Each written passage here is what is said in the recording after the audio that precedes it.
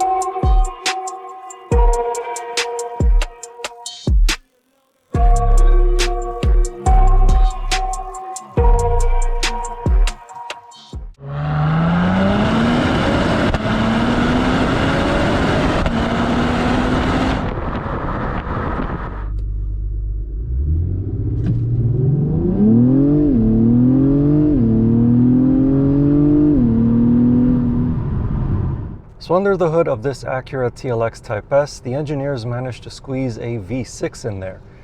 But it's not just any regular V6, it is a turbocharged V6. Single turbo, not twin turbo.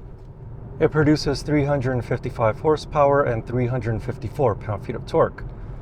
With the standard super handling all-wheel drive system, this car launches really hard. Power comes in very quickly, and this engine just keeps pulling and pulling right up to almost a 6,000 RPM redline. For everyday driving, however, this engine doesn't really need to rev all that much because peak torque is reached below 2,000 RPMs. So you can just roll on the throttle and the car gets going very smoothly and effortlessly. With the weight, all-wheel drive system, and turbo V6 engine, you'd expect the TLX Type-S to be an inefficient vehicle. To my surprise, it's actually not that bad at the pumps. It's rated for 12.3 liters per 100 kilometers in a city and 9.8 liters per 100 kilometers on a highway. I averaged 11.3 liters per 100 kilometers during my week with the car. And yes, it does require premium fuel. The V6 is paired with a 10-speed automatic transmission, and for this 2024 model year, Acura's engineers have tweaked a little bit with the transmission's programming. So now it delivers slightly faster shifts than before. One thing that this transmission does do when you slow down is that in Sport and Sport Plus modes, it does auto blip the engine. However, for the best driving experience, I think it's best to just leave the car in D or S and not use the paddle shifters. Let the computer decide which gear is best for the situation. And speaking of driving enjoyment, the Acura TLX Type-S is quite a lot of fun when you find yourself on more interesting roads. Definitely more fun than the standard TLX. Thing is though, if you push it way too hard through corners, then it will understeer. So if you behave like a hooligan, then it'll reward you like a hooligan. But if you keep it just below its limits, then it will put a smile on your face and it'll get your heart pumping. The steering is really quick and sharp on this Type-S compared to the standard TLX. It does come with standard adaptive dampers which firm up once you switch it into Sport or Sport Plus modes. And the super handling all-wheel drive system makes the car feel neutral midway and as you exit a corner. It'll send more of the engine's torque to the back wheels, allowing the car to better rotate as you again travel midway through a corner and as you exit the corner. That way, the car is already nice and straight as you're exiting the corner and you just put your foot down and accelerate out very quickly. Also, this TLX Type-S comes with 4-piston Brembo calipers, and they do a fabulous job of stopping the car. The brake pedal also feels nice and firm, but I don't find it too sensitive when you're just driving around city streets. I can easily modulate it for smooth stops. Now, of course, for the utmost in performance, the BMW M340i or the Audi S4 will provide more of it than this TLX Type-S. But for daily driving, it is very comfortable, very easy to drive, and when you find yourself on more interesting roads, this TLX Type-S will still put a smile on your face, and it is definitely more exhilarating than the standard TLX.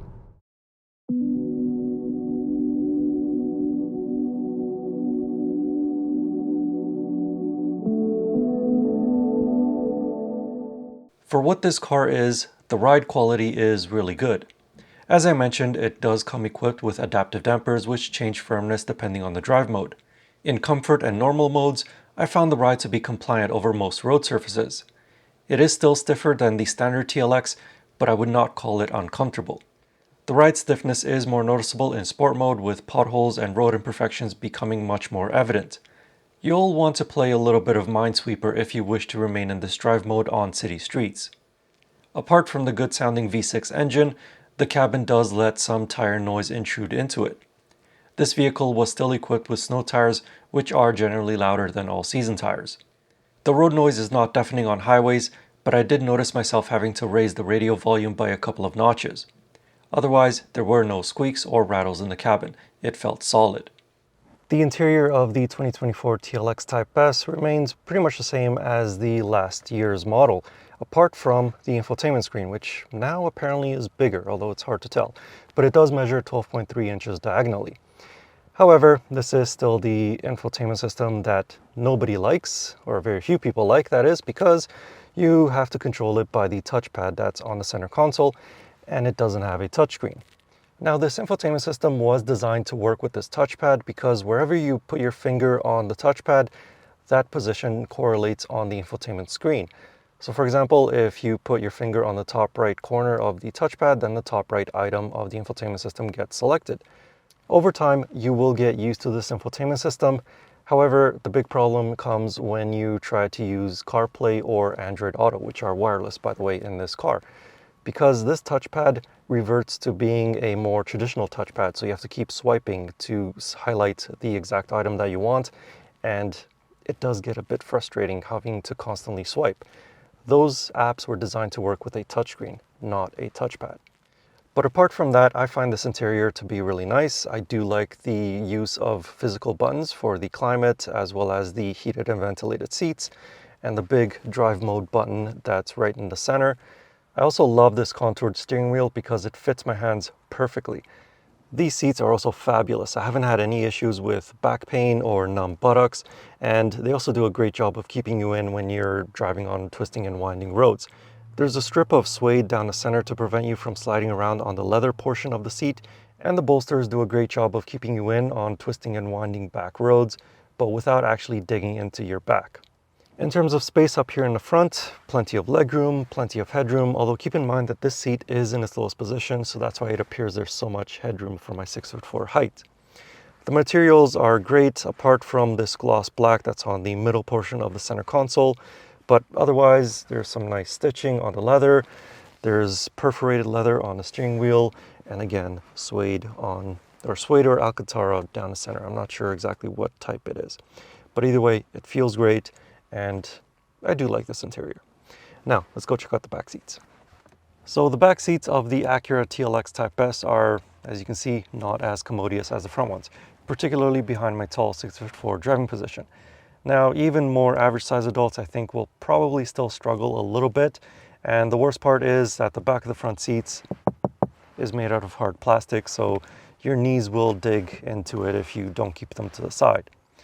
Headroom, my hair is brushing up against the headliner, so not the greatest, but it's even worse if you have to sit in the middle because this middle seat is raised further up than the outboard seats. So you will have no headroom if you're stuck in the middle seat. But otherwise, you do get 2 air vents, although it doesn't have a 3-zone climate control. There's also 2 USB ports, and your cup holders are in the armrest. And that's about it. Cargo space in the trunk is generous at 382 liters with a large opening.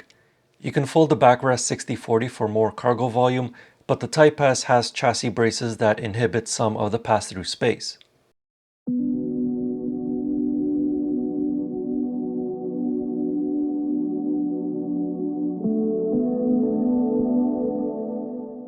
The 2024 Acura TLX Type-S will cost you $63,750 Canadian, and that is pretty much the only price that it has because the only options are the paint colors and any accessories that you may want to add on to it. It is a fully loaded car. Now here in Canada, the BMW M340i and the Audi S4 have higher starting prices than this one, and if you do want to have those cars with the same convenience features as this one has, then you do need to spec them up for more money. In the United States, however, the BMW is the same price as this one, starting price that is, but the S4 is a little bit less expensive.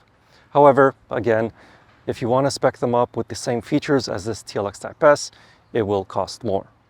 Some of these convenience features and gadgets include leather upholstery, the 16-way power adjustable front seats, which are also heated and ventilated, a heated steering wheel, dual zone automatic climate control, power sunroof, surround view cameras, an ELS 3D sound system, and a wireless phone charging pad. The only missing option is a head-up display, which is available on the TLX Type-S for the American market, but not here in Canada. And finally, with the Type-S being a fully loaded trim, it already comes equipped with a lot of driver and safety aids.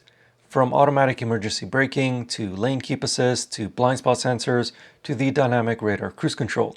This car has it all. Do you know what this car reminds me of?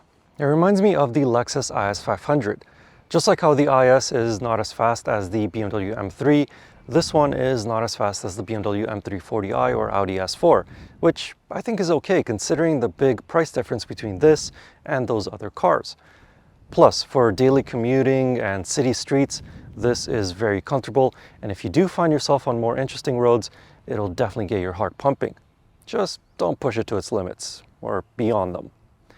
It's funny, I find the standard Acura TLX to be boring and I just don't like it, whereas with this Type-S, I do like it, and I would recommend you checking it out. In the meantime, if you would like to know more about this 2024 Acura TLX Type-S, I have a written review with a few more details about it over on my website. You can find that link in the video description or click on the pop-up banner right up there. And as always, I will see you in the next car or truck, or most likely it'll be an SUV next time. Anyway, thank you for watching. Hope you enjoyed the video, and see you in the next one.